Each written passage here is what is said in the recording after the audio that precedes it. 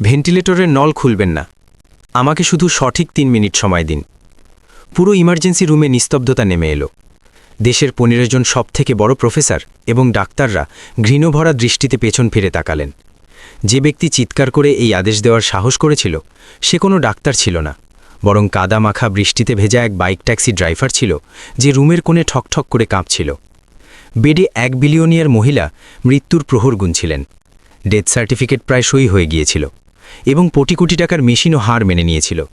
তবুও এই গরিব ড্রাইভার নিজের খালি হাতের তালু দিয়ে তাকে বাঁচানোর দাবি করেছিল। এটা কি পাগলামি ভরা অহংকার ছিল, নাকি কোনো ভুলে যাওয়া চিকিৎসা বিজ্ঞানের অলৌকিক ঘটনা? সেই 3 মিনিটে এমন কি ঘটেছিল যা পুরো হাসপাতালকে লজ্জায় মাথা নত করতে বাধ্য করেছিল? আর সেই পুরনো জ্যাকেটের আড়ালে কোন ভয়ানক পরিচয় লুকিয়েছিল? যদি আপনাকে কখনো কেউ ছোট করে দেখে থাকে, তবে এই গল্প তাদের জন্য সবথেকে মোক্ষম জবাব। দিল্লির শীতের রাত। মনে হচ্ছিল যেন নিজের সব দুঃখ এক ভারী নিরবিচ্ছিন্ন এবং বরফ শীতল বৃষ্টির রূপ নিয়ে পৃথিবীতে নামিয়ে আনছে। এই বৃষ্টি গ্রীষ্মকালের মতো মুষলধারে বা শব্দযুক্ত ছিল না, বরং এটা ছিল ধীর এবং গভীর, যা পোশাকের প্রতিটি স্তল ভেদ করে হাড় পর্যন্ত কাঁপিয়ে দিচ্ছিল। রাস্তাঘাট জনশূন্য হয়ে গিয়েছিল। রাস্তার হলুদ আলোগুলো ভেজা পিচ রাস্তার ওপর এমনভাবে দাগ কাটছিল যেন কেউ বৃষ্টির মধ্যে অয়েল পেইন্টিং ফেলে গেছে। ছাদের ওপর পড়তে থাকা বৃষ্টির ফোঁটার শব্দ এবং বন্ধ জানালায় ধাক্কা খাওয়া বাতাস এক বিষণ্ণ ও একাকিত্বের সুর তৈরি করছিল। অর্জুন নিজে পুরনো সবুজ উইন্ড চিটার জ্যাকেটে কুকড়ে বসেছিল, যার রং রোদে আর হাওয়ায় চটে গিয়েছিল। সে নিজের পুরনো মোটরসাইকেলটি কনট প্লেসের একটি বন্ধ দোকানের বারান্দার নিচে দাঁড় করালো এবং গরম ইঞ্জিন থেকে কিছুটা উষ্ণতা নেওয়ার চেষ্টা করতে লাগল। বৃষ্টির জলে দীর্ঘক্ষণ থাকার কারণে তার হাতগুলো কুঁচকে গিয়েছিল এবং বাতাসের প্রতিটি ঝাপটায় কাঁপছিল। রাত 12টা বেজে গিয়েছিল, সেই সময় যখন মানুষ নিজের কম্বলের ভেতর উষ্ণ থাকে। কিন্তু সে তখনও রাস্তায় ঘুরে বেড়াচ্ছিল কিছুটা বাড়তি আয়ের আশায়, যাতে সেই জীবনের চাকা সচল রাখা যায় যা কখনো সহজ ছিল না। সে নিজের ভেজা হেলমেট খুলল, মুখ মুছল এবং ভেজা মাটি, পচা যাওয়া পাতা আর বাতাসে মিশে থাকা ধোঁয়ার গন্ধ গভীরভাবে বুক ভরে টেনে নিল। তার গভীর চোখে গভীর দুঃখ লুকিয়েছিল, এমন এক অতীত যাকে সে নিজের আত্মার গভীরে কবর দেওয়ার চেষ্টা করেছিল। ঠিক তখনই তার ফোন কেঁপে উঠল। স্ক্রিনে এক নতুন সাওয়ারির নোটিফিকেশন জ্বলে উঠল। লোকেশন ছিল দিল্লির অভিজাত এলাকা বসন্তবিহারের একটি বাংলো, যেখানে শহরের সবথেকে ধনী মানুষরা বাস করেন। অর্জুন এক মুহূর্তের জন্য ইতস্তত করল। এত ঠান্ডা আর বৃষ্টি, তার উপর ওখানকার রাস্তাও নির্জন ছিল। কিন্তু তারপর তার চোখে সেই পুরনো অসহায়ত্ব ফুটে উঠল। সে রাইড গ্রহণ করল, হেলমেট পরল, বেল্ট শক্ত করে বাঁধল এবং অন্ধকারের বুকে বাইক ছুটিয়ে দিল। ইঞ্জিনের শব্দ রাস্তার নিস্তব্ধতা ভেঙে দিল এবং পেছনে জলের ছিটে ফেলে এগিয়ে চলল। বসন্তবিহারের বাংলোগুলো বৃষ্টির মধ্যে আরও রহস্যময় লাগছিল। উঁচু লোহার গেট আর লম্বা প্রাচীর ভেতরের দুনিয়াকে বাইরের কোলাহল থেকে আলাদা করে রেখেছিল। অর্জুন এক আলিশান বাংলোর সামনে থামল। বড় বড় জানালা দিয়ে বাইরে বেরিয়ে আসা গরম হলুদ আলো সেই ঠান্ডার একদম বিপরীত ছিল, যা সে অনুভব করছিল। ধীরে ধীরে গেট খুলল এবং এক মহিলা টলটলে করে বাইরের দিকে এলেন, যেন বাতাসে প্রদীপ নিভে যাওয়ার মতো অবস্থা। তিনি এক দামি ক্রিম রঙের কোট পরেছিলেন, যা বৃষ্টির জলে ভিজে ভারী হয়ে শরীরের সাথে লেপ্টে গিয়েছিল। ঝাপসা আলোয় অর্জুন দেখল যে সেই মহিলার মুখ একদম ফ্যাটাসে হয়ে গেছে, যেন শরীরে এক ফোঁটাও রক্ত অবশিষ্ট নেই। তার ঠোঁট নীল হয়ে গিয়েছিল আর কাঁপছিল, আর তার চোখে ছিল অসহ্য যন্ত্রণা, যা তিনি চেপে রাখার চেষ্টা করছিলেন। সেটা ছিল এক তীক্ষ্ণ কিন্তু নাজুক সৌন্দর্য, যা নিজের সবথেকে খারাপ অবস্থাতেও এক রাজকীয় আভা ছড়াচ্ছিল। অর্জুন জানত না তিনি কে। সে জানত না যে তার সামনে দাঁড়িয়ে থাকা মহিলা অঞ্জলি নেধি, যিনি হাজার কোটি টাকার সাম্রাজ্যের মালকিন এবং ব্যবসার দুনিয়ায় তুফান আনতে পারেন। তার জন্য এই মুহূর্তে তিনি ছিলেন কেবল একজন সাওয়ারি, একজন মানুষ যিনি বিপদে পড়েছিলেন এবং যার সাহায্যের প্রয়োজন ছিল। সে দ্রুত স্ট্যান্ড নামিয়ে বাইক থেকে নামল। বৃষ্টির শব্দের মাঝে তার গম্ভীর কণ্ঠস্বর প্রতিধ্বনিত হল, ম্যাডাম, আপনি কি ঠিক আছেন? আপনাকে খুব দুর্বল লাগছে। আমি কি আপনার জন্য ট্যাক্সি ডেকে দেব? এই আবহাওয়ায় বাইকে যাওয়া বিপজ্জনক হতে পারে। মহিলাটি দুর্বলভাবে মাথা নাড়লেন। তার কণ্ঠস্বর ভেঙে যাচ্ছিল, না, সময় নেই, আমাকে তাড়াতাড়ি হাসপাতালে নিয়ে চলো প্লিজ। তার হাত বরফের মতো ঠান্ডা ছিল। তিনি অর্জুনের ছেঁড়া জ্যাকেটটি এমনভাবে আঁকড়ে ধরেছিলেন যেন ডুবন্ত মানুষ খড়কুটো আঁকড়ে ধরে। তার হাতের শীতলতা অর্জুন অনুভব করল, কিন্তু ঠান্ডার কারণে নয়, বরং এক অশুভ অনুভূতির কারণে সে শিউরে উঠল। আর দেরি না করে অর্জুন তাকে পেছনের সিটে বসতে সাহায্য করল এবং নিজের একমাত্র রেইনকোটটি তাকে পরিয়ে দিল। ম্যাডাম, শক্ত করে ধরবেন, আমি জোরে চালাবো, সে দৃঢ়তার সাথে বলল। বাইক দ্রুত গতিতে এগিয়ে চলল। বৃষ্টির সাদা চাদর ফুঁড়ে বৃষ্টি আরও প্রবল হল এবং অর্জুনের মুখে সূঁচের মতো বিঁধতে লাগল। সে চোখ স্থির রাখল। গর্ত আর জলমগ্ন রাস্তা বাঁচিয়ে হ্যান্ডেল মজবুতভাবে ধরে রাখল। পেছনে বসা মহিলা নিজের মাথা তার কাঁধে ঠেকিয়ে দিলেন। তার উষ্ণ নিঃশ্বাস অর্জুনের ঘাড়ে পড়ছিল, যা প্রতি মুহূর্তে ধীর এবং অসংলগ্ন হয়ে আসছিল। অর্জুন অনুভব করতে পারছিল যে যন্ত্রণার কারণে তার শরীর ঝটকা দিচ্ছিল। সে কিছু জিজ্ঞাসা করার সাহস করল না, শুধু প্রার্থনা করছিল যাতে হাসপাতালের রাস্তা দ্রুত ফুরিয়ে যায়। তার মস্তিষ্কে ঘুমিয়ে থাকা স্মৃতিগুলো হঠাৎ জেগে উঠল।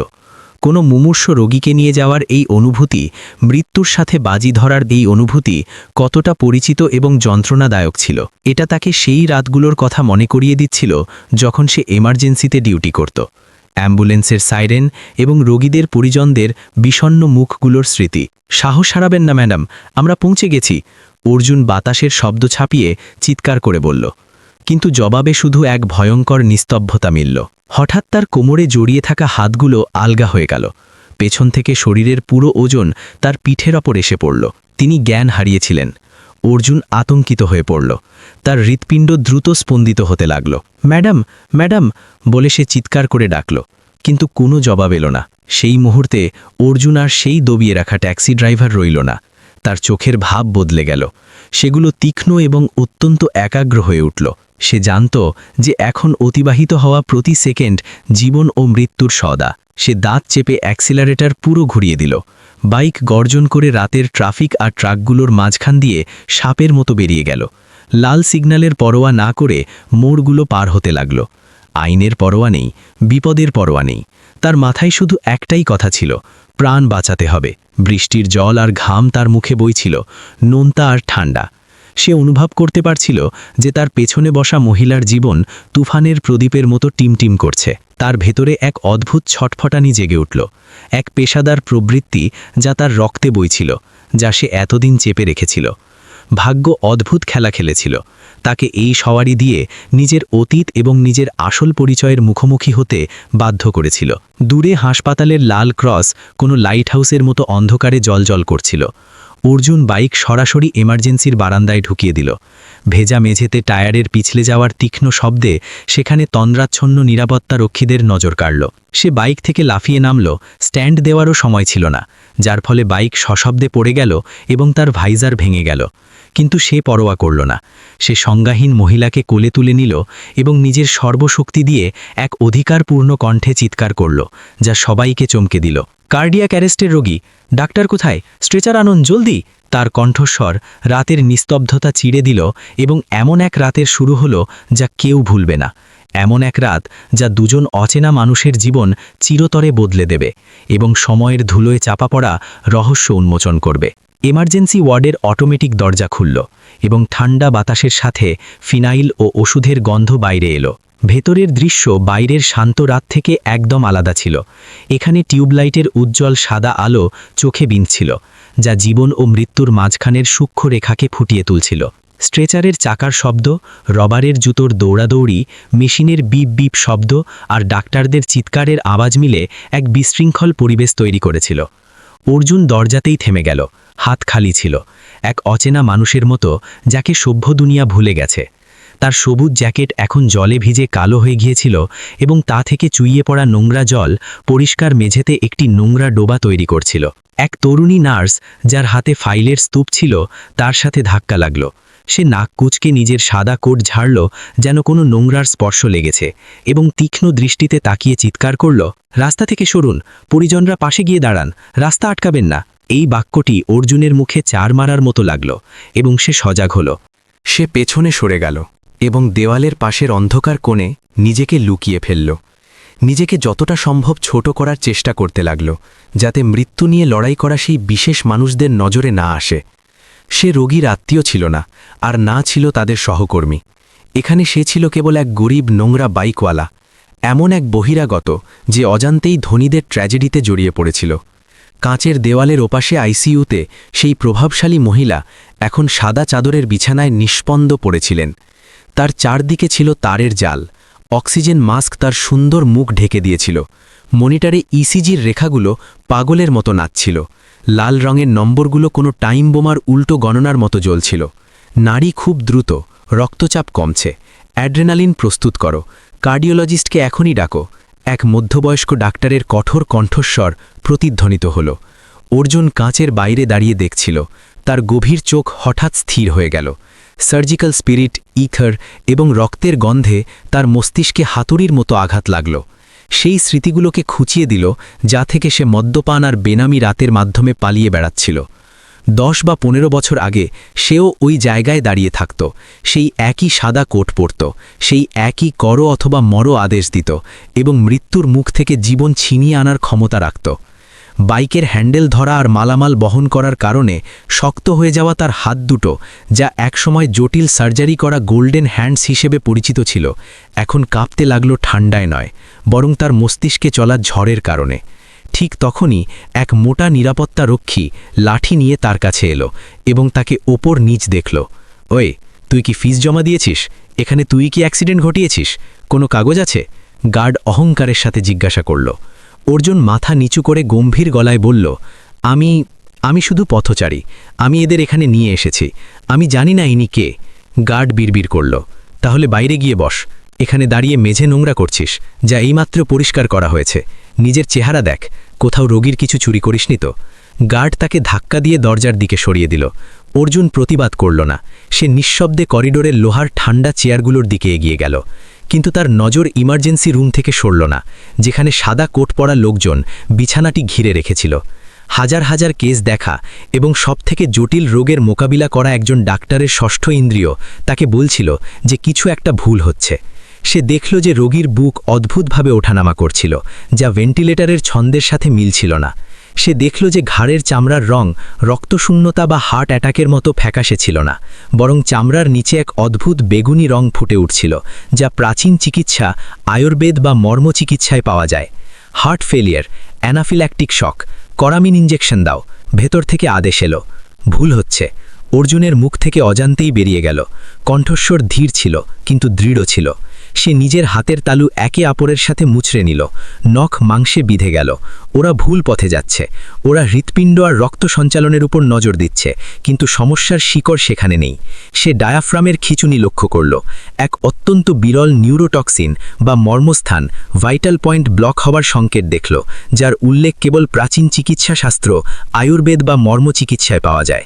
যদি ওরা অ্যাড্রেনালিন দিতে থাকে এবং হার্ট পাম্প করতে থাকে, তবে হৃৎস্পন্দন স্বাভাবিক হওয়ার আগেই তার মস্তিষ্কের শিরা ছিঁড়ে যাবে। এই পথ তাকে দ্রুত এবং যন্ত্রণাদায়ক মৃত্যুর দিকে নিয়ে যাচ্ছিল। অর্জুনের ভেতরে এক যুদ্ধ শুরু হলো। তার অর্ধেক অংশ উঠে দাঁড়িয়ে ভেতরে ছুটতে চাইছিল, সেই আনাড়ি ডাক্তারদের ধাক্কা দিয়ে সরিয়ে ওই মহিলাকে বাঁচাতে চাইছিল। কিন্তু তার অন্য অংশ এক পলাতক অপরাধীর অনুভূতি, এমন একজন ব্যক্তি যে শপথ নিয়েছিল যে সে আর কোনোদিন সার্জারির ছুরি হাতে তুলবে না, তাকে চেয়ারে বসিয়ে রাখল। কে বিশ্বাস করবে তাকে? কে মানবে যে এক নোংরা দুর্গন্ধযুক্ত বাইকওয়ালা রাজধানীর সবথেকে বড় হাসপাতালের টপ ডাক্তারদের শেখাতে পারে? ওরা সিকিউরিটিকে ডাকবে, তাকে পাগল ভেবে বাইরে ছুড়ে দেবে। Beep beep beep. হঠাৎ মনিটরের আওয়াজ তীব্র এবং ভয়ঙ্কর হয়ে উঠল। রোগীর হার্ট থেমে গেছে। চিফ ডাক্তার কোথায়? প্রফেসর বর্মাকে ডাকুন, জলদি। নার্সের চিৎকারে অবশিষ্ট ব্যবস্থাও ভেঙে পড়ল। পুরো ইমার্জেন্সি রুম মৌচাকের মতো পাগল হয়ে উঠল। ছুটন্ত পায়ের শব্দ, আতঙ্কিত মুখ। অর্জুন সেখানে বসে রইল, একা এবং ঠান্ডা, ঝাপসা কাচের ওপাশে দেখতে লাগল। তার মনে হলো যেন সেই মহিলা বন্যায় ডুবে যাচ্ছেন, আর যাদের রক্ষক মনে করা হচ্ছে তারা তাকে বাঁচানোর বদলে তার উপর পাথর ছুটছে। সেই মুহূর্তে সে বুঝতে পারল পদ এবং মর্যাদা কতটা ফাঁপা হয়। মৃত্যুর সামনে বিলিয়ানিয়ার হোক বা ড্রাইভার, সবাই ধুলো। কিন্তু একজন ডাক্তারের বিবেক, যা সময়ের ধুলো আর লজ্জার নিচে চাপা পড়েছিল, এখনও সেখানে ছিল, ধিকি ধিকি জ্বলছিল, যন্ত্রণা আর অনুশোচনার সাথে। সে জানত যে সে এভাবে বসে বসে তামাশা দেখতে পারে না। এক জীবন সেই সব মানুষের হাতে ছিল যারা অন্ধকারে ঢিল ছুটছিল, আর সে একা ছিল যে আলো দেখতে পাচ্ছিল, যদিও সে নিজে সবথেকে গভীর অন্ধকারে দাঁড়িয়েছিল।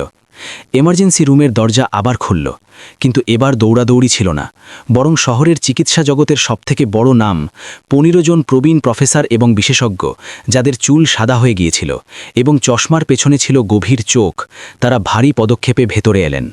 তাদের উপস্থিতিতে ঘরের পরিবেশ যা ফুটছিল হঠাৎ জেলির মতো জমে গেল। তারা কার্ডিওলজি, নিউরোলজি, টক্সিকোলজি এবং ক্রিটিক্যাল কেয়ারের দিকপাল ছিলেন।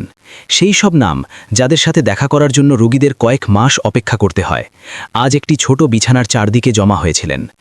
না বলেই সবাই বুঝে গিয়েছিলেন যে ওখানে শুয়ে থাকা মহিলা কোনো সাধারণ রোগী নন। তিনি এমন এক ব্যক্তিত্ব যার মৃত্যু কাল সকালে শেয়ার বাজার কাঁপিয়ে দিতে পারে। সেখানে এক জরুরি মেডিকেল বোর্ড তৈরি হলো। এমার্জেন্সি রুম এখন ভিন্ন ভিন্ন চিকিৎসা মতাদর্শের যুদ্ধক্ষেত্রে পরিণত হয়েছিল। প্রফেসর বর্মা, যিনি হাসপাতালের ডিন ছিলেন এবং যার 40 বছরের অভিজ্ঞতা ছিল, তিনি মনিটরে উজ্জ্বল লাল নম্বরগুলো দেখে কপালে ভাঁজ ফেললেন। তিনি গম্ভীর গলায় বললেন, মাল্টি অর্গান ফেইলিয়ার খুব দ্রুত হচ্ছে। আমার সন্দেহ যে কোনো অজ্ঞাত বিষ সরাসরি সেন্ট্রাল নার্ভাস সিস্টেমে হামলা করেছে। দ্রুত ডায়ালাইসিস এবং ব্লাড ফিল্ট্রেশন শুরু করতে হবে। এটা ঠিক হবে না প্রফেসর, এক তরুণ কার্ডিওলজিস্ট তৎক্ষণাৎ প্রতিবাদ করল। ব্লাড প্রেশার কমছে, হৃৎপিণ্ড দুবার ধরফর করা বন্ধ করেছে। যদি এখন ডায়ালাইসিস মেশিনে দেওয়া হয় তবে সার্কুলেশন সিস্টেম সাথে সাথে ফেল করবে। তিনি মেশিনের ওপরেই মারা যাবেন। আগে হাই ডোজ হার্ট স্টিমিউলেন্ট এবং বেলুন পাম্পের প্রয়োজন। তোমরা সবাই পাগল হয়ে গেছো। নিউরোলজির বিশেষজ্ঞ রাগে ফাইল টেবিলের ওপর আছড়ালেন। চোখের মনি দেখো, এটা ব্রেইন হেমারেজের সংকেত যা ব্রেইন স্টেমকে দবিয়ে দিচ্ছে।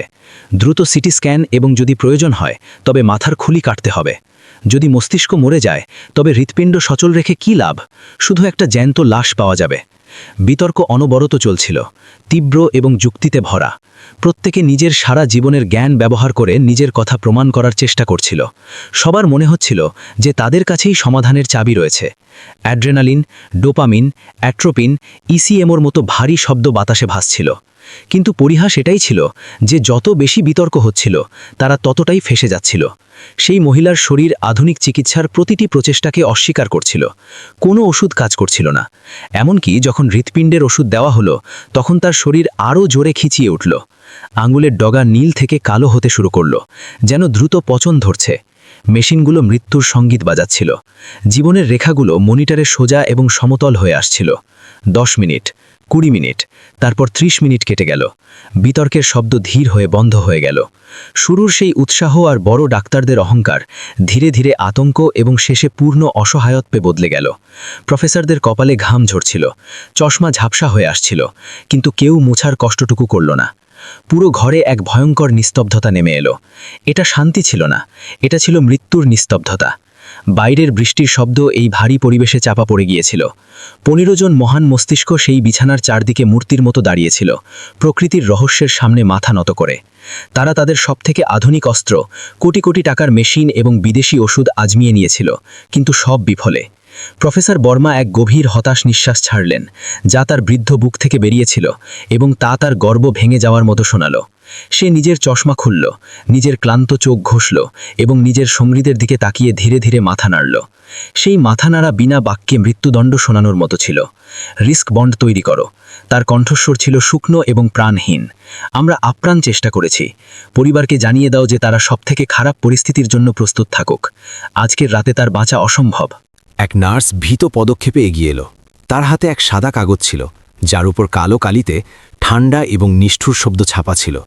এটা রিস্ক বন্ড ছিল, দায়িত্ব থেকে মুক্তির পত্র, যা এটা স্বীকার করত যে প্রকৃতির সিদ্ধান্তের আগে চিকিৎসা বিজ্ঞান হেরে গেছে।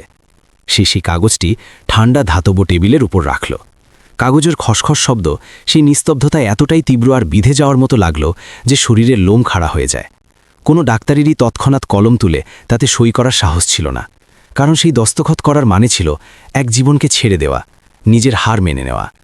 কাছের দেওয়ালের বাইরে দাঁড়িয়ে অর্জুন এসব দেখছিল। সে সেই সব মানুষের মুখে হতাশা দেখল যাদের সমাজ ভগবানের মর্যাদা দেয়। সে সেই মহিলার শরীরে মৃত্যুর ছায়া দেখল যাকে সে এইমাত্র নিজের বাইকে করে নিয়ে এসেছিল। ইমার্জেন্সি রুমের ভেতরের অসহায়ত্ব বাইরে বেরিয়ে আসছিল এবং অর্জুনের মনকে আঁকড়ে ধরছিল। সে এই অনুভূতি জানত, নিজের সর্বশক্তি নিয়োগ করা সত্ত্বেও কারো জীবনকে নিজের আঙুল থেকে পিছলে যেতে দেখার যন্ত্রণা সে ভালোভাবেই চিনত। কিন্তু সেই ডাক্তারদের বিপরীতে সেই ট্যাক্সি ড্রাইভারের গভীর চোখে বিদ্রোহের এক স্ফুলিঙ্গ জ্বলতে শুরু করেছিল। 15 জন বড় ডাক্তারের নিস্তব্ধতা ছিল আশার অন্ত, কিন্তু অর্জুনের জন্য এটা ছিল সেই আসল মানুষকে জাগিয়ে তোলার ঘণ্টা যে তার ভেতরে ঘুমাচ্ছিল। যখন আধুনিক বিজ্ঞানের আলো নিভে গেল তখন অতীতের রহস্যের অন্ধকারকে বাইরে আসতেই হতো। সে জানত যে সেই কাগজ অন্ত নয়, বরং এক নতুন যুদ্ধের শুরু, এমন এক যুদ্ধ যা কেবল সেই লড়তে পারত। মনিটর থেকে আসা বিপ বিপ শব্দ এখন আর কেবল একটি মেশিনের শব্দ ছিল না, ওটা ছিল মৃত্যুর কড়া নাড়া। ঠান্ডা এবং নিরবিচ্ছিন্ন সেই শুকনো শব্দ কাচের দেওয়াল আর বাইরে পড়তে থাকা বৃষ্টির শব্দ ছিঁড়ে অর্জুনের কানে প্রবেশ করল এবং তার ভেতরে গত 3 বছর ধরে ঘুমিয়ে থাকা কোনো কিছুকে জাগিয়ে দিল। এটা কৌতূহল ছিল না, আর না ছিল শুধু দয়া, এটা ছিল এক প্রবৃত্তি, চিকিৎসার সেই রাক্ষস যা তার রক্তে বইত, নিজের শেকল ভেঙে জেগে উঠছিল। অর্জুন ঠান্ডা টাইলের দেওয়ালে পিঠ ঠেকিয়ে দাঁড়িয়েছিল, হাত ভেজা পকেটে ছিল, কিন্তু তার মেরুদণ্ডে বয়ে যাওয়া শিহরণ ঠান্ডার কারণে ছিল না। এটা ছিল সেই স্মৃতিগুলোর শিহরণ যা বন্যার মতো আসছিল এবং তার বর্তমান দারিদ্র্যের বাস্তবতাকে ডুবিয়ে দিচ্ছিল। তার চোখের সামনে এখন হাসপাতালের করিডর নয়, বরং অতীতের পুরনো রিল চলছিল। সে নিজেকে দেখল নিজের যৌবনের দিনে মেডিকেল কলেজের লেকচার হলে গর্বের সাথে দাঁড়িয়ে থাকা, যেখানে সে পাশ্চাত্য সার্জারি এবং প্রাচীন ভারতীয় মর্মচিকিৎসা, আয়ুর্বেদের গুপ্ত রহস্য শিখেছিল। সেই জায়গা যেখানে তাকে এক যোদ্ধার মতো তৈরি করা হয়েছিল, হাতে বন্দুক নয়, বরং সার্জিক্যাল ব্লেড আর সুই ধরার জন্য। তার মনে পড়ল সেই রাতগুলোর কথা যখন সে সংস্কৃতির পুরনো পাণ্ডুলিপির মাঝে জেগে থাকত, ফরমালিনের গন্ধে ভরা রুমে মৃতদেহের উপর অভ্যাস করত এবং সেই কঠিন পরীক্ষাগুলোতে উত্তীর্ণ হতো যেখানে ভালো ভালো মানুষ হার মেনে নেয়।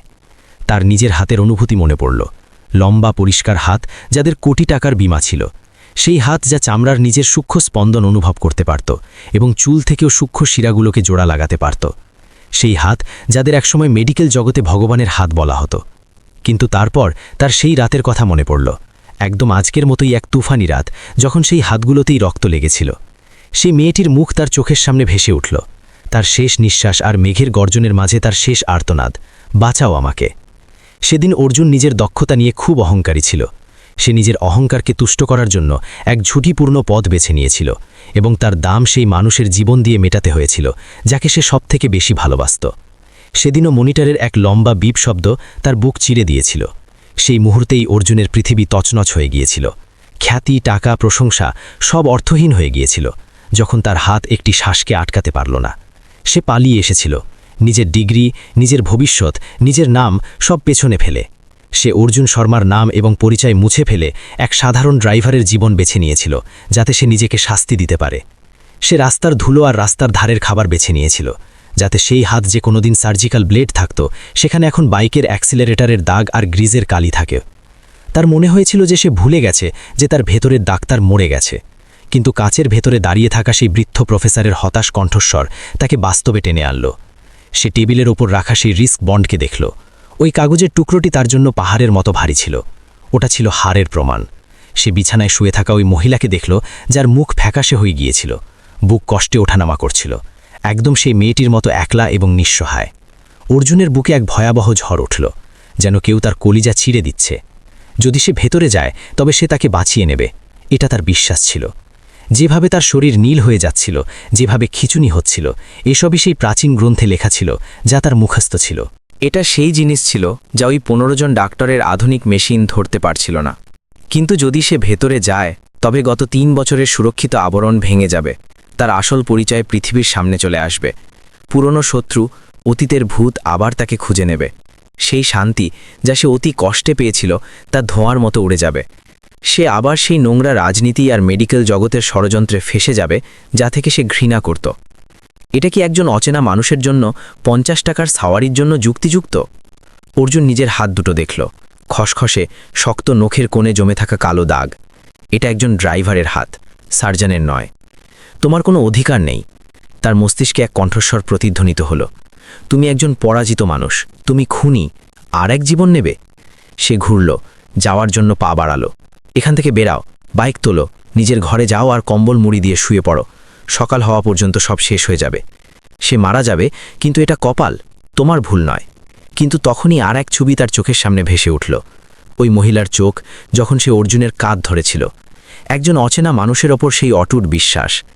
রোগীর সেবাই ধর্ম, তার গুরুর শব্দ তার কানে প্রতিধ্বনিত হল। সেই গুরু যিনি তাকে নিজের বংশগত জ্ঞান সঁপে দিয়েছিলেন। এক জীবন বাঁচানো 100 মন্দির বানানোর থেকেও বড়। তুমি পৃথিবী থেকে পালাতে পারো অর্জুন, কিন্তু নিজের বিবেক থেকে নয়। অর্জুন থমকে গেল। সে নিজের মুঠি এত জোরে বন্ধ করল যে আঙুলের গাঁট সাদা হয়ে গেল। অতীতের ভয় এখনও ছিল, কিন্তু নিজের চোখের সামনে এক নির্দোষ প্রাণকে মরতে দেখার ভয় তার থেকেও অনেক বড় ছিল। পালানোর কাপুরুষতা তাকে এখন ঘেন্না ধরাচ্ছিল। সে অনুভব করল যে গত 3 বছর ধরে সে প্রায়শ্চিত্ত করছিল না, বরং দায়িত্ব থেকে পালাচ্ছিল। সে নিজের কষ্টকে বাহানা বানিয়ে নিজেকে বেকার বানিয়ে ফেলেছিল, অথচ তার কাছে এখনও মৃত্যু থেকে জীবন ছিনিয়ে আনার শক্তি ছিল। তখনই ভেতরে মেশিন দ্রুত চিৎকার করে উঠল, কার্ডিয়াক অ্যারেস্ট, হার্ট থেমে গেছে, দ্রুত শক দাও। এখন ভাবার সময় ছিল না। শেকল ভেঙে গিয়েছিল। এক জিনিয়াস ডাক্তারের অহংকার জেগে উঠেছিল, যা সেই গরিব ড্রাইভারের হীনমন্যতাকে গুড়িয়ে দিল। অর্জুন ফিরল। তার চোখ খেতে ক্লান্তি অদৃশ্য হয়ে গিয়েছিল। এখন সেখানে এক অদ্ভুত জেল্লা ছিল, যা বরফের মতো ঠান্ডা আর তলোয়ারের মতো তীক্ষ্ণ। এটা এক সেনাপতির দৃষ্টি ছিল যে যুদ্ধক্ষেত্রে নামছে। তার পরোয়া ছিল না যে কাল কি হবে, তার পরিচয়ের কি হবে। এই মুহূর্তে একটাই সত্যি ছিল, তাকে বাঁচতে হবে। সে মুখ থেকে বৃষ্টির জল মুছল, এক গভীর দীর্ঘশ্বাস নিল এবং ফুসফুসে ভরা ঠান্ডা হাওয়া তাকে পুরোপুরি জাগিয়ে দিল। সে দ্রুত ইমার্জেন্সি রুমের দরজার দিকে এগোল। তার পা মেঝের ওপর এমনভাবে পড়ছিল যেন কোনো সিদ্ধান্ত অটল হয়ে গেছে। সে ইমার্জেন্সি রুমের বাইরের দরজায় জোরে ধাক্কা দিল। দরজা দেয়ালে ধাক্কা খেল এবং এক বিকট শব্দ সেই রুমের টান টান নিস্তব্ধতাকে চিড়ে দিল। ভেতরের সব কার্যকলাপ থেমে গেল। পুনর্জলা চোখ, যা মোটা চশমার আড়ালে ছিল, একসাথে সেই ব্যক্তির দিকে ঘুরল যে এই নাজুক সময়ে তাদের পবিত্র স্থানে ঢোকার সাহস করেছিল। অর্জুন দরজায় পাহাড়ের মতো দাঁড়িয়েছিল। তার ভেজা পোশাক থেকে জল চুইয়ে সাদা মেঝেতে এক নোংরা ডোবা তৈরি করছিল, যেন কেউ ক্যানভাসে কালি ফেলে দিয়েছে। চুল কপালে লেপটেছিল, মুখ ঠান্ডায় নীল হয়ে গিয়েছিল, ঠোঁট শক্ত করে চেপে রাখা ছিল। সে কোনো এক পাগল ভিখারির মতো লাগছিল। কিন্তু তার চেহারার ঠিক বিপরীতে তার চোখে ছিল এক অদ্ভুত আগুন, এতটাই তীব্র যে এসির ঠান্ডাও তার সামনে ফিকে পড়ে যায়। হেড নার্স, যে ভেন্টিলেটর বন্ধ করার জন্য হাত বাড়াচ্ছিল, ঝটকা খেয়ে থেমে গেল। সেই দম বন্ধ করা নিস্তব্ধতায় অর্জুনের ভারী কণ্ঠস্বর প্রতিধ্বনিত হল, যা সিগারেট আর ধোঁয়ায় খসখসে হয়ে গিয়েছিল, কিন্তু তাতে ছিল এক ইস্পাত কঠিন আদেশ। ভেন্টিলেটরের নল খুলবেন না, সে বলল এবং ভেতরে পা বাড়িয়ে এলো। তার জুতোর কাদার ছাপ পেছনে পড়ে থাকছিল, কিন্তু তার হাঁটার ধরনে ছিল এক অদ্ভুত রাজকীয় ভাব। সে সরাসরি সেই বিছানাটি দেখল যেখানে জীবন প্রদীপের শিখার মতো ধকধক করছে। আর তারপর প্রতিটি শব্দের উপর জোর দিয়ে বলল, আমাকে শুধু 3 মিনিট দিন, আমি একে বাঁচিয়ে নেব। এই বাক্যটি ঘরে বোমার মতো ফাটল, বাইরের বিদ্যুতের থেকেও চমকে দেওয়ার মতো। পুরো ইমার্জেন্সি রুম কিছু সেকেন্ডের জন্য থমকে গেল। তারপর সাথে সাথে সেই বিস্ময়ে রাগে পরিণত হল। সাদা কোট পরা সেই সব মানুষের মাঝে ঘৃণার ঢেউ খেলে গেল। তাদের জন্য এটা কেবল অনধিকার প্রবেশ ছিল না, বরং অপমান ছিল। এক ট্যাক্সি ড্রাইভার, সমাজের এক সাধারণ মানুষ, 15 জন বড় প্রফেসরের সামনে দাঁড়িয়ে এই দাবি করছিল যে সে সেই রোগীকে বাঁচিয়ে নেবে যাকে আধুনিক বিজ্ঞান ছেড়ে দিয়েছে। এটা এতক্ষণ সবথেকে জঘন্য রসখিতা ছিল। সিকিউরিটি কোথায়? এই পাগলকে ভেতরে কে আসতে দিয়েছে? তরুণ কার্ডিওলজি চিফ, যে এইমাত্র বিতর্কে সবথেকে জোরে চিৎকার করছিল, রাগে লাল হয়ে চিৎকার করল। সে এগিয়ে এলো এবং অর্জুনের মুখের দিকে আঙুল তুলল। তুমি জানো এটা কোন জায়গা? বাইরে বেরাও, এক্ষুনি। এটা কোনো সবজি বাজার নয় যেখানে তুমি তামাশা করবে। ও মারা যাচ্ছে আর তুমি এখানে কোনো জালিয়াতি করতে এসেছ। কিছু অন্য ডাক্তারদের ব্যঙ্গভরা হাসি শোনা গেল। বাঁচিয়ে নেবে? এখন ড্রাইভাররাও ডাক্তার হবে? এক বৃদ্ধ প্রফেসর ঘৃণায় মাথা নাড়লেন। অর্জুনকে এমনভাবে দেখলেন যেন সে কোনো পোকা। আমরা সারা জীবন পড়াশোনা করেছি, বিদেশে ট্রেনিং নিয়েছি, তবুও কিছু করতে পারলাম না। তুমি কি করবে? বাম লাগাবে না ঝাড়ফুঁক করবে? 2 হৃষ্টপুষ্ট গার্ড ভেতরে এলো এবং অর্জুনের কাঁধ ঝরে তাকে আবর্জনার বস্তার মতো বাইরে টেনে নিয়ে যেতে লাগলো। চল বাইরে, পাগল নাকি? কিন্তু অদ্ভুত ব্যাপার ছিল, অর্জুন নিজের জায়গা থেকে নড়লও না। তার শরীর পাথরের মতো শক্ত হয়ে গিয়েছিল। গার্ডরা পুরো শক্তি লাগিয়েও তাকে সরাতে পারল না। সে তাকে গালি দেওয়া লোকদের দিকে তাকালোও না, আর না বিতর্ক করল। সে এক ঝটকায় গার্ডের হাত নিজের কাঁধ থেকে এমনভাবে সরালো যেন কেউ ধুলো ঝাড়ে, এবং সরাসরি প্রফেসর বার্মার সামনে গিয়ে দাঁড়িয়ে পড়ল, যিনি ওই ঘরে সবথেকে শক্তিশালী ছিলেন। অর্জুন সেই বৃদ্ধ প্রফেসরের চোখে গভীরভাবে তাকালো। সেই মুহূর্তে যেন সময় থমকে গেল। প্রফেসর বার্মা স্তব্ধ হয়ে গেলেন।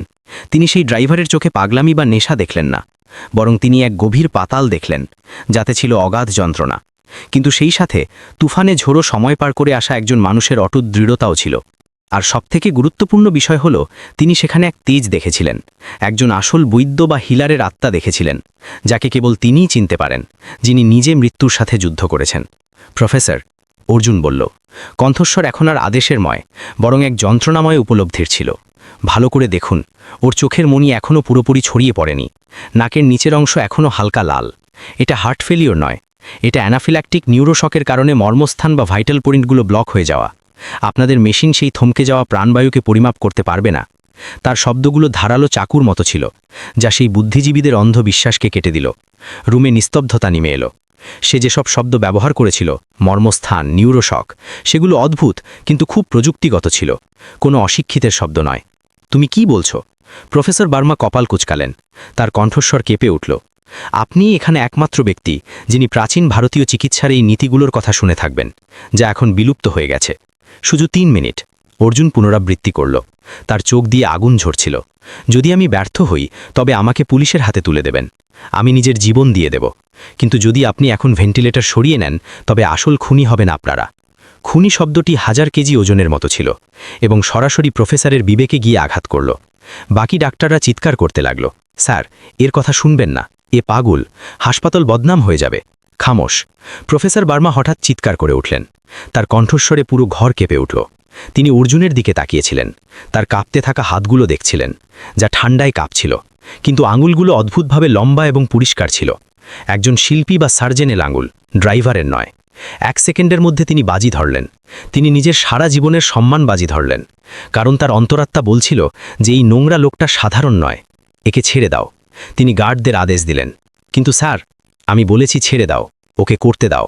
তিনি দাঁত চেপে বললেন এবং নিজের অবাক ছাত্রদের দিকে তাকালেন, আমরা এমনিতেও হেরে গেছি, হারাবার আর কি বাকি আছে?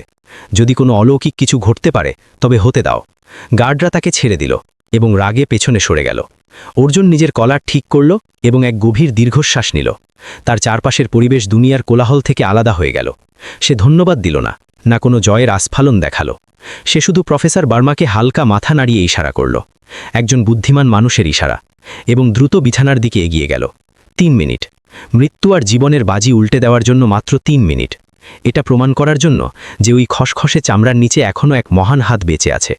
সে নিজের হাত এগিয়ে দিল এবং আসল লড়াই শুরু হলো। সময়, যা একটি বিমূর্ত ধারণা, হঠাৎ ভারী এবং কঠিন হয়ে গেল, যেন ঘরে উপস্থিত প্রতিটি মানুষের বুকে পাথর রাখা আছে। কাঁচের দরজা বন্ধ হয়ে গিয়েছিল। বাইরের কোলাহল থেমে গিয়েছিল। নিস্তব্ধতা এতটাই গভীর ছিল যে পুরনো টিউবলাইটের আওয়াজ আর দেওয়াল ঘড়ির টিকটিক শব্দ শোনা যাচ্ছিল। অর্জুন বিছানার পাশে দাঁড়িয়েছিল, দুনিয়া থেকে পুরোপুরি বিচ্ছিন্ন। সে এক মুহূর্তের জন্য চোখ বন্ধ করল। ফিনাইল মেশানো ঠান্ডা হাওয়া ভেতরে টেনে নিল, যাতে শরীরের কাঁপুনি থামাতে পারে। যখন সে চোখ খুলল, তখন সেখানে ওই ড্রাইভারের ঝাপসা চোখ ছিল না, সেখানে লেজারের মতো একাগ্রতা ছিল। একজন মহান বৈদ্যের তেজ ছিল, যে নিজের জীবনের সবথেকে বড় লড়াই লড়ছে।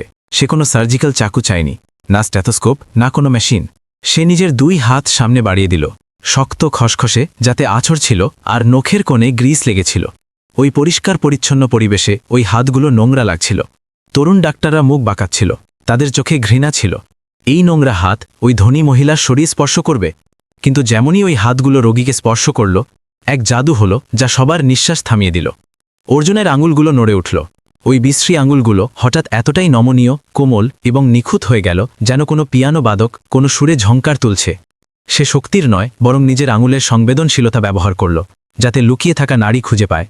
সে নিজের তর্জনী আর মধ্যমা আঙুল জোড়া করল, নাকের নিচে মর্মস্থানে জোরে চাপ দিল এবং তারপর দ্রুত ঘাড়ির দিকে পিছলে নিয়ে এক বিশেষ কম্পনের সাথে মালিশ করতে লাগল। এটা কোনো সাধারণ মালিশ বা অ্যাকিউপ্রেশার ছিল না, যা রাস্তার ধারে পাওয়া যায়।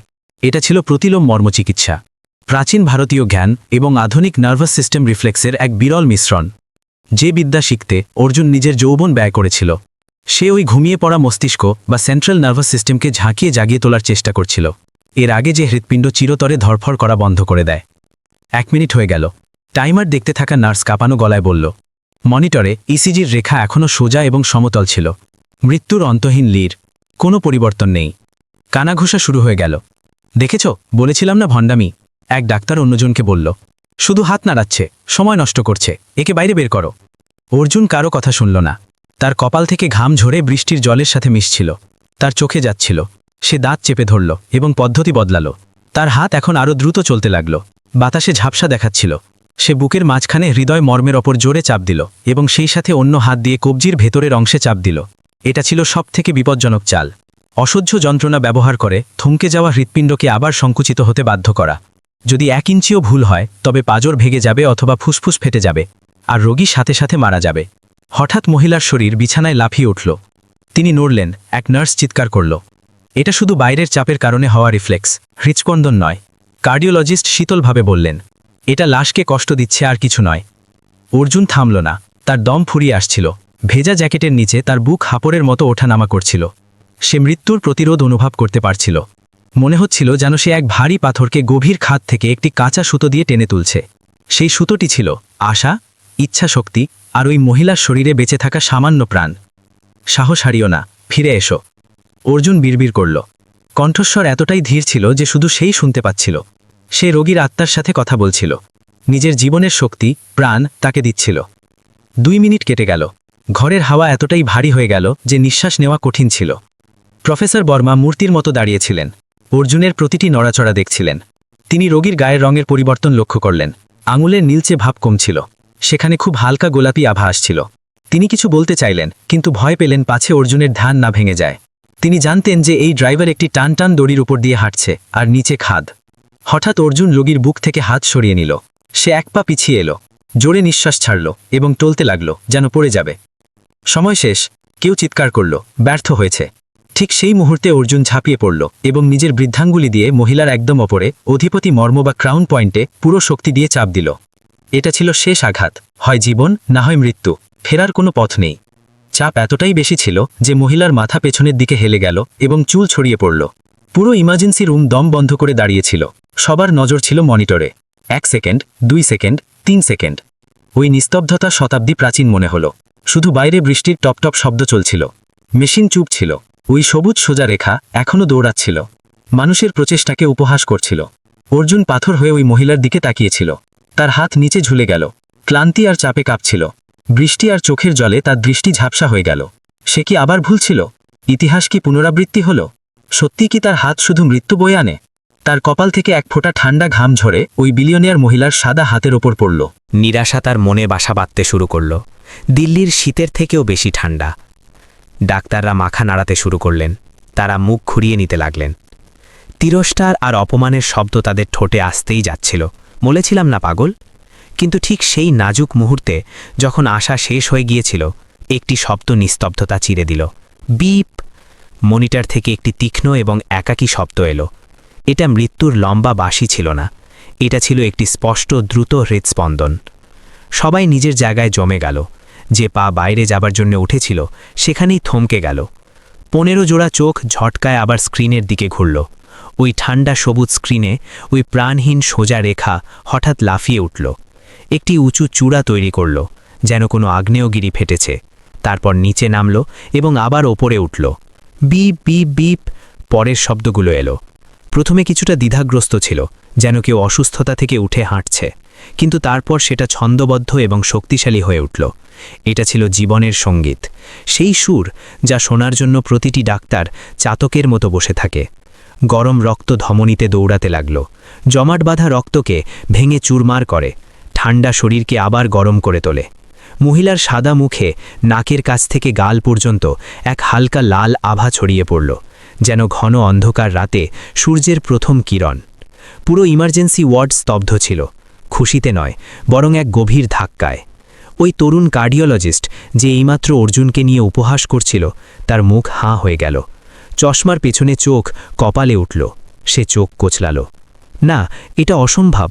সে তোতলামি করতে লাগল। হৃৎপিণ্ড থমকে গিয়েছিল। এটা পার্মানেন্ট ড্যামেজ ছিল। এটা কিভাবে হলো? পশ্চিম থেকে ডিগ্রি নেওয়া ওই ডাক্তারের অহংকার ওই ড্রাইভারের খসখসে হাতের সামনে চুরমার হয়ে যাচ্ছিল। তার বইপত্র এই অলৌকিক ঘটনাকে ব্যাখ্যা করতে পারছিল না। প্রফেসর বার্মা বিছানার রেলিং ধরে দাঁড়িয়েছিলেন। তার আঙুল ফ্যাকাশে হয়ে গিয়েছিল। তিনি তার জীবনে না জানি কত মৃত্যু দেখেছেন, কিন্তু এমন দৃশ্য কখনো দেখেননি। তিনি মনিটরের পরিসংখ্যানগুলো দেখছিলেন। হার্ট রেট 80, রক্তচাপ 90/60, অক্সিজেন 95%। এটা জাদু ছিল না, এটা ছিল চিকিৎসার শিখর। তিনি অর্জুনের দিকে তাকালেন। তার চোখ থেকে সন্দেহ উধাও হয়ে গেছে। এখন সেখানে ছিল বিস্ময়, যা ধীরে ধীরে গভীর সম্মানে বদলে যাচ্ছিল। তিনি বুঝতে পারলেন যে এই লোকটি পুনর্জীবনের সেই কৌশল ব্যবহার করেছে যা এখন শুধু গল্পে শোনা যায়। ঘরে আবেগের জোয়ার ছিল, স্বস্তি, খুশি আর লজ্জা। 15 জন মহান মস্তিষ্ক মূর্তির মতো মাথা নত করে দাঁড়িয়েছিল। নিজেদের কোটি কোটি টাকার মেশিন আর বিদেশি ওষুধের সাথে তারা হার মেনে নিয়েছিল। আর এই অজানা খালি হাতের মানুষটি মাত্র 3 মিনিটে মৃত্যুর মুখ থেকে শিকার ছিনিয়ে নিল। এখন সেখানে যে নীরবতা ছিল তা মৃত্যুর নয়, বরং হার মেনে নেওয়া এবং সম্মান দেওয়ার নীরবতা। জীবনের সেই নতুন আলোর মাঝে অর্জুন ধীরে ধীরে নিজের হাত সরিয়ে নিল। তার শরীর এখন পুরোপুরি ভেঙে পড়েছিল, তার হাঁটু কাঁপছিল, মনে হচ্ছিল যেন বছরের পর বছর ধরে জমানো সব শক্তি, সব প্রাণ ওই 3 মিনিটে নিংড়ে নেওয়া হয়েছে। সে টলটলে এক পা পিছিয়ে এলো, অপারেশন লাইটের ওই তীব্র আলো থেকে নিজেকে দূরে সরিয়ে নিল। অর্জুন নিজের হাতের তালু দেখল, সেগুলো এখনও হালকা কাঁপছিল। আঙুলগুলো লাল হয়ে গিয়েছিল, কারণ সে চাপ অনেক বেশি দিয়েছিল। সে মুঠি বন্ধ করল এবং সেগুলো নিজের ভেজা জ্যাকেটের পকেটে লুকিয়ে ফেলল, যেন ওই গুপ্ত অস্ত্রটি লুকিয়ে রাখছে যা এইমাত্র এক অলৌকিক কাণ্ড ঘটাল। সে হাততালির অপেক্ষায় ছিল না, না তার কারো ধন্যবাদের প্রয়োজন ছিল। তার মিশন সফল হয়েছিল। তার ভেতরের ওই ডাক্তার, যে বছরের পর বছর ধরে তৃষ্ণার্ত ছিল, সে তৃপ্তি পেয়েছিল। এখন সময় ছিল নিজের গুহায় ফেরার, এই দুনিয়াকে তার সেই মিথ্যা শান্তিতে ছেড়ে দেওয়ার। সে এক দীর্ঘশ্বাস ছাড়ল, মুখের চাপ কমল, তার বসে যাওয়া গাল আর ঘামে ভেজা মুখে এক অদ্ভুত প্রশান্তি ছড়িয়ে পড়ল। এই প্রশান্তি ছিল বিবেকের ঋণ শোধ করার, এই ভিড়ভাড়াট্টা দুনিয়ায় নিজের সামান্য গুরুত্ব আবার অনুভব করার। যখন ডাক্তার আর নার্সরা রোগীকে ঘিরে পরের ধাপের চিকিৎসা শুরু করতে এবং মেশিনের রিডিং চেক করার প্রতিযোগিতায় নামল, যাতে নিজেদের অবশিষ্ট সম্মানটুকু বাঁচাতে পারে, তখন অর্জুন নিঃশব্দে অন্ধকার করিডোরের দিকে সরে গেল। তার ছায়া ছিল ছোট এবং একা, যা কোলাহল থেকে পুরোপুরি আলাদা ছিল। সে দেয়ালে হেলান দিল এবং মানুষের ভিড়ের মাঝখান থেকে শেষবারের মতো ওই মহিলাকে দেখল।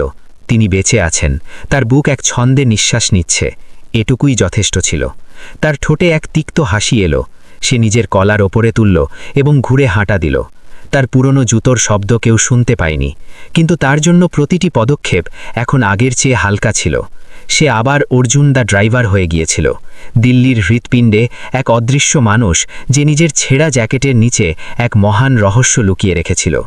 অঞ্জলির ভারী চোখের পাতা ধীরে ধীরে খুলল। টিউবলাইটের তীব্র সাদা আলো তার চোখ ধাঁধিয়ে দিল।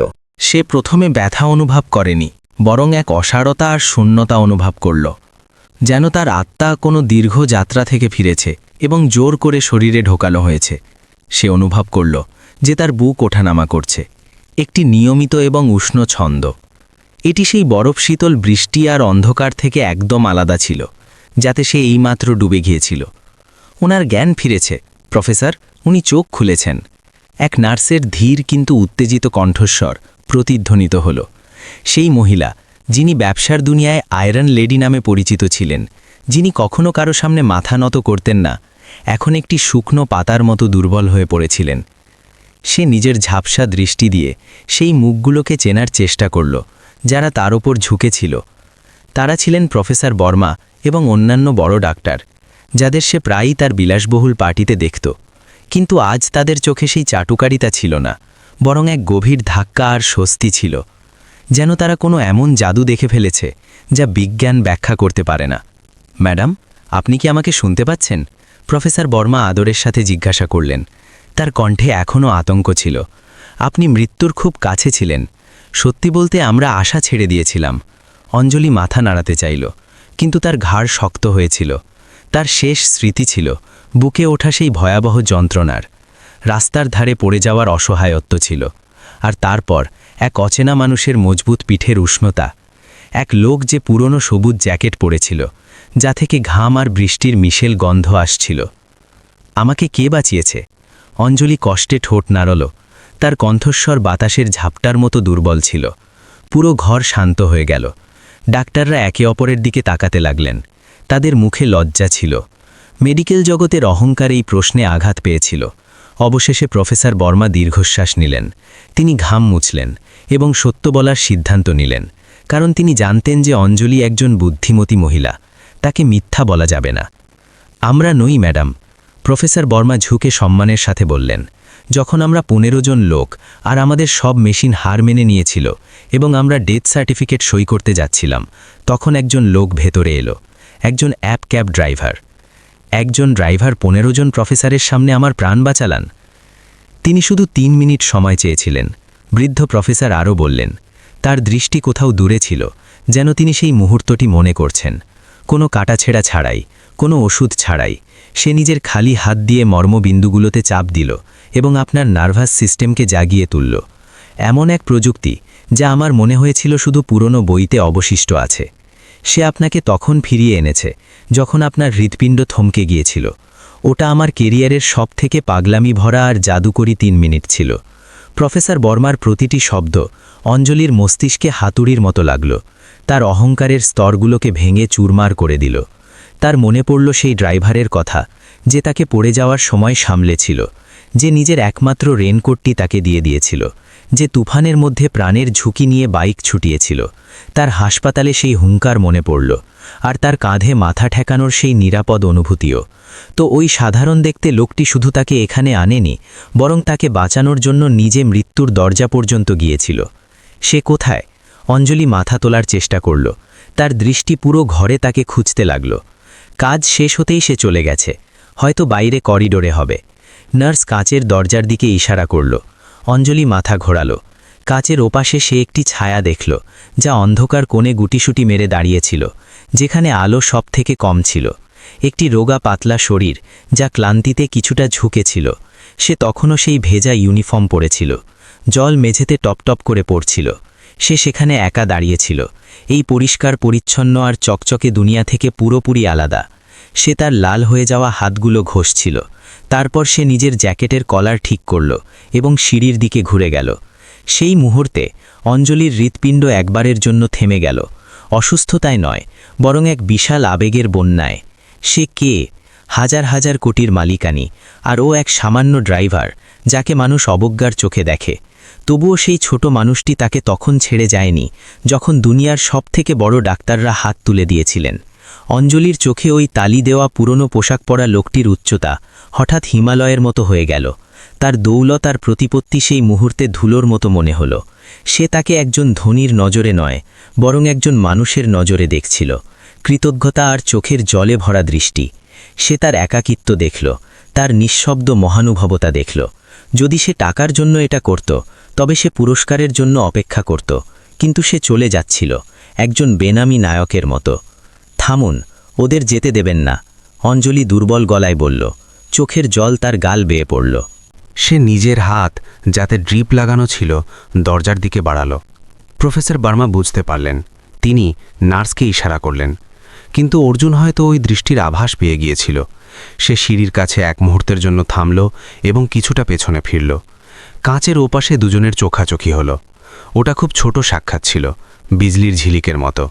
কিন্তু অঞ্জলি তার গভীর বিষণ্ণ চোখে এক অদ্ভুত জেল্লা দেখল।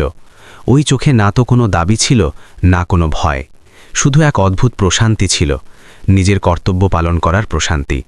সে হালকা মাথা নাড়াল, একটি দূরবর্তী কিন্তু সম্মানজনক অভিবাদন, এবং তারপর অন্ধকারে মিলিয়ে গেল। অঞ্জলি বিছানায় শুয়ে পড়ল। তার বুক জোরে ধরফর করছিল।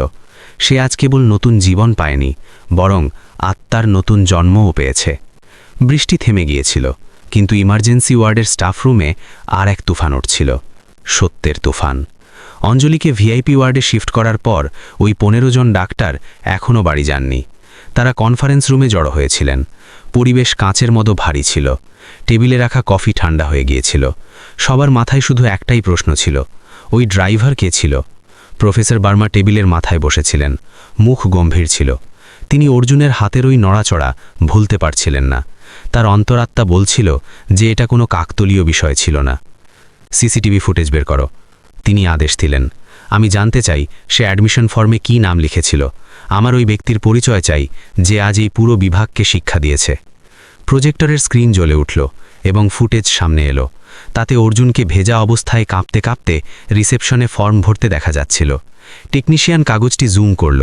ঠান্ডার কারণে হাতের লেখা কিছুটা বাঁকা ছিল, কিন্তু অক্ষরের গঠন বলে দিচ্ছিল যে লেখক খুব শিক্ষিত। নাম অর্জুন শর্মা, পেশা ড্রাইভার। নাম প্রতিধ্বনিত হতেই ঘরে নিস্তব্ধতা নেমে এলো। প্রথমে সবাই একে অপরের দিকে তাকালো, কিন্তু তারপর নিউরোলজির হেড কপালে ভাঁজ ফেললেন।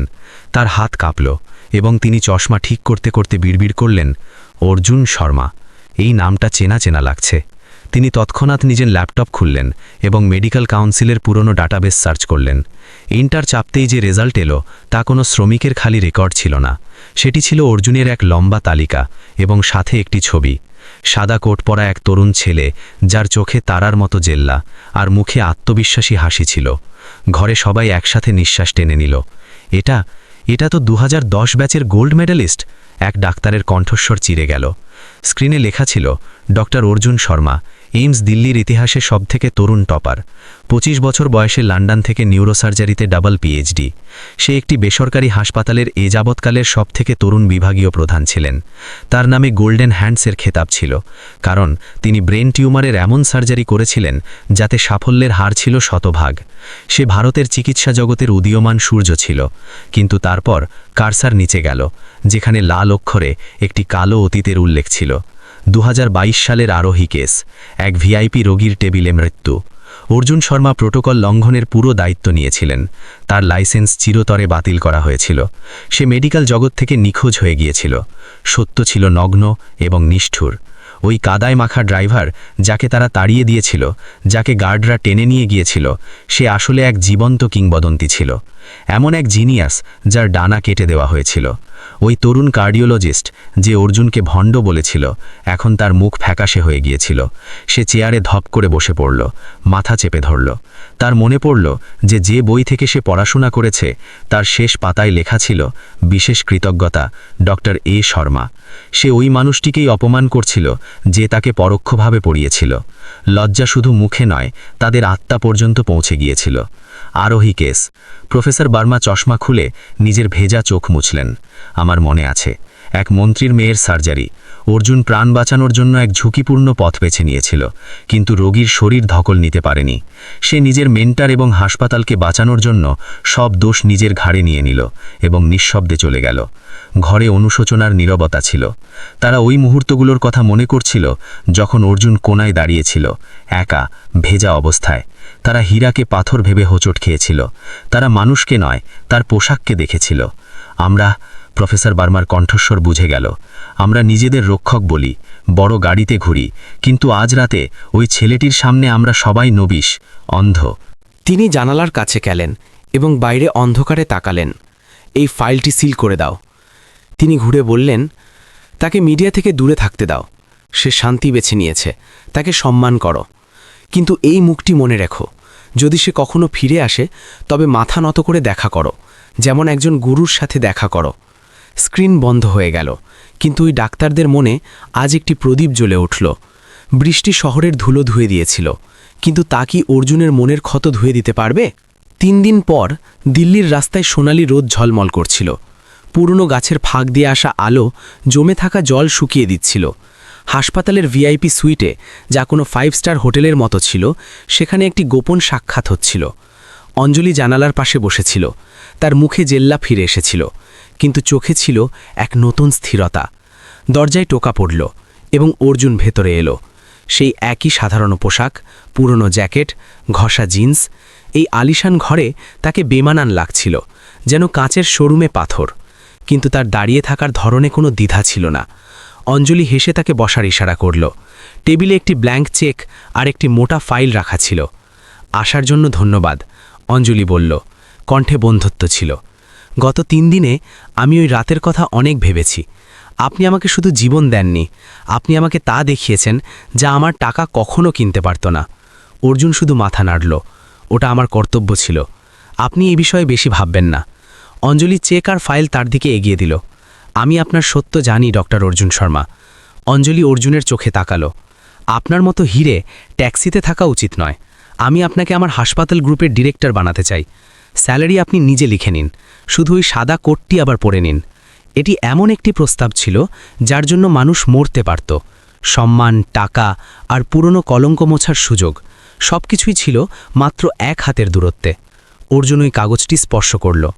এক মুহূর্তের জন্য তার নিজের পুরনো রূপ মনে পড়ল, কিন্তু তারপর তার সেই রাতগুলোর কথা মনে পড়ল, ওই গরিব সাওয়ারিগুলো, ওই মুক্ত বাতাস। সে হেসে চেকটি ফেরত দিয়ে দিল। ধন্যবাদ, কিন্তু আমি এটা নিতে পারবো না। অঞ্জলি অবাক হয়ে গেল। কেন? ভয় পাচ্ছেন? আমি আপনার হারিয়ে যাওয়া সম্মান ফিরিয়ে আনব। ভয় নয়। অর্জুন জানালার বাইরে উড়ন্ত পাখিদের দেখল। শান্তি। 3 বছরে আমি জেনেছি যে ওই সাদা কোট কখনো কখনো খুব ভারী হয়। রাজনীতি, প্রোটোকল, টাকার চাপ। ওই রাতে আমি আপনাকে বাঁচিয়েছি কারণ আমার মন চেয়েছিল। এখন আমার বিবেক পরিষ্কার। সে অঞ্জলির দিকে তাকালো। বড় হাসপাতালে আমি শুধু ধনীদের চিকিৎসা করতাম, কিন্তু বাইরে রাস্তায় রিক্সা চালক আছে, শ্রমিক আছে, যারা হাসপাতালের সিঁড়ি চড়তে ভয় পায়। আমি আমার বাকি জীবন তাদের জন্য বাঁচতে চাই। তাহলে কি আপনি সারা জীবন দারিদ্র্যের মধ্যে কাটাবেন? অঞ্জলি জিজ্ঞাসা করল। দারিদ্র্য নয়, স্বাধীনতা। অর্জুন হাসল। আমি গাড়ি চালাবো, আয় করব, কিন্তু আমার গাড়িতে আমার মেডিকেল কিট থাকবে।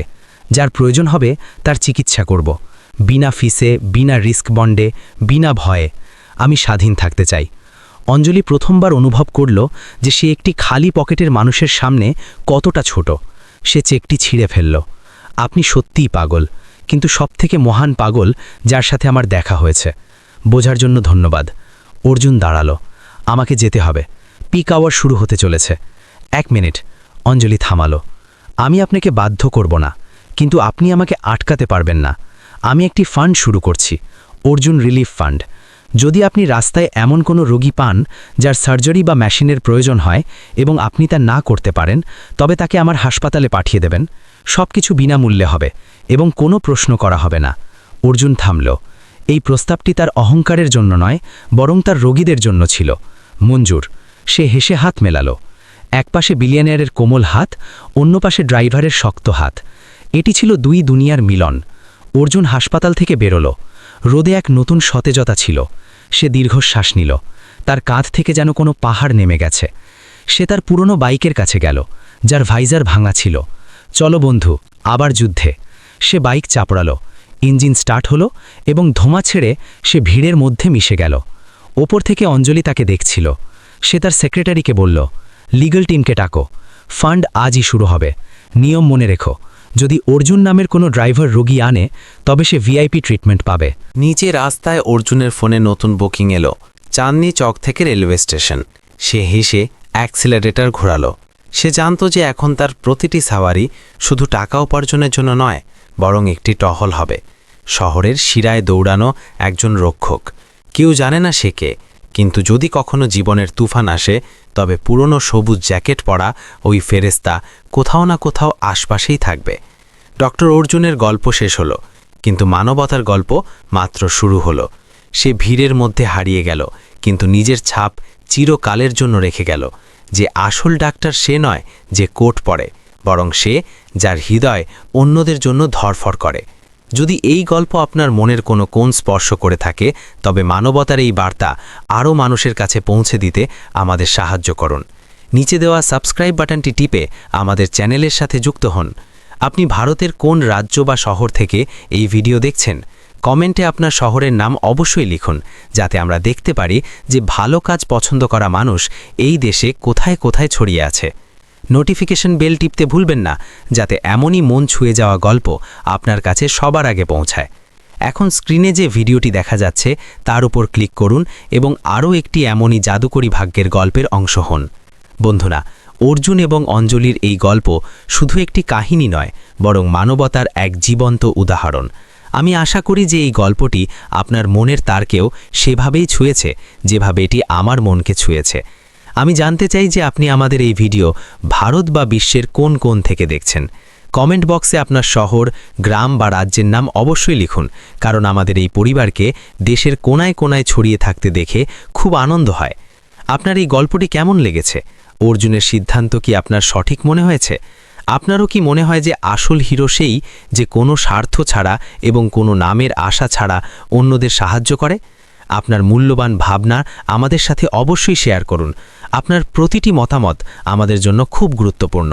আমার ঈশ্বরের কাছে এটাই প্রাণের প্রার্থনা যে আপনি এবং আপনার পুরো পরিবার সবসময় সুস্থ থাকুন, নিরাপদ থাকুন এবং আপনার জীবনে সবসময় সুখ, শান্তি ও সমৃদ্ধি বজায় থাকুক। সাথে সাথে যদি আপনার কাছে বা আপনার আশেপাশেও এমন কোনো অনুপ্রেরণামূলক গল্প থাকে, অথবা আপনি কখনো কোনো অচেনা মানুষের নিঃস্বার্থ সাহায্য করে থাকেন, তবে আমাদের কমেন্টে লিখে অবশ্যই জানান। কি জানি, হয়তো আপনার গল্পটি পরের বার আমরা বিশ্বকে শোনাব এবং সেটি অন্য কারোর জন্য বাঁচার নতুন আশা হয়ে উঠবে। ভালো কাজ ভাগ করে নিলেই বাড়ে। যুক্ত থাকুন আমাদের সাথে এমনই চমৎকার এবং মন ছুঁয়ে যাওয়া গল্পের জন্য। নিজের এবং আপনজনদের খুব খেয়াল রাখুন।